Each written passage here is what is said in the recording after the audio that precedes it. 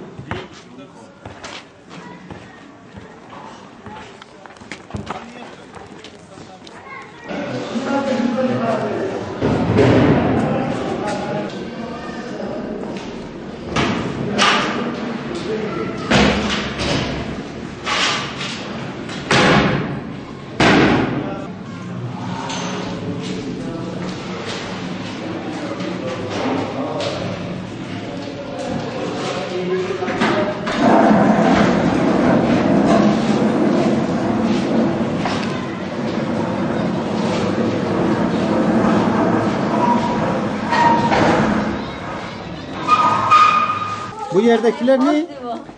Müdür yardımcısının Sınıf defteri var. Notları var. takdir belgesi. Takdir belgesi de var mı?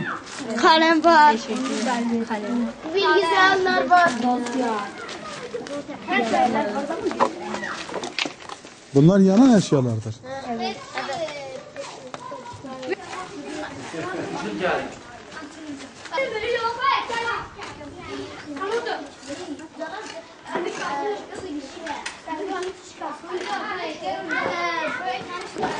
Kaç sınıf zarar görmüş?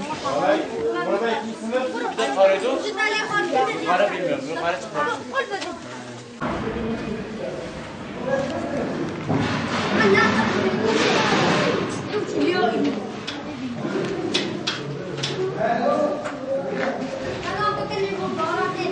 Hadi önce de biz gidelim.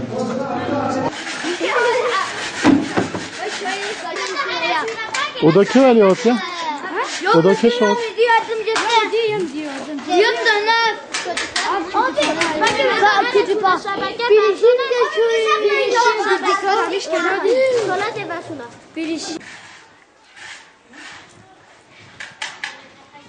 شبكه بیا بگه شبکه برگه یه فکر واحد شبکه و شبکه تولد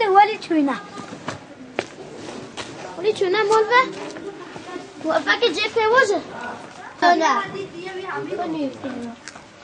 ياكل جوعها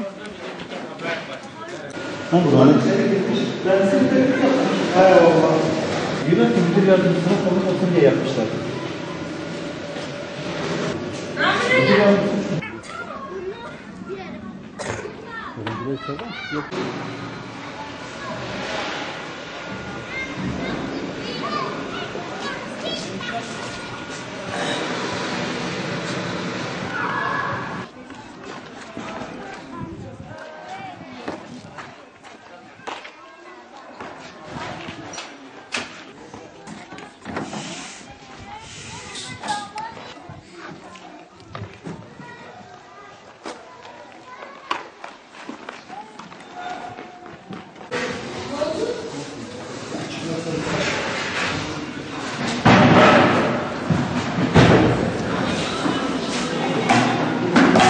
Hadi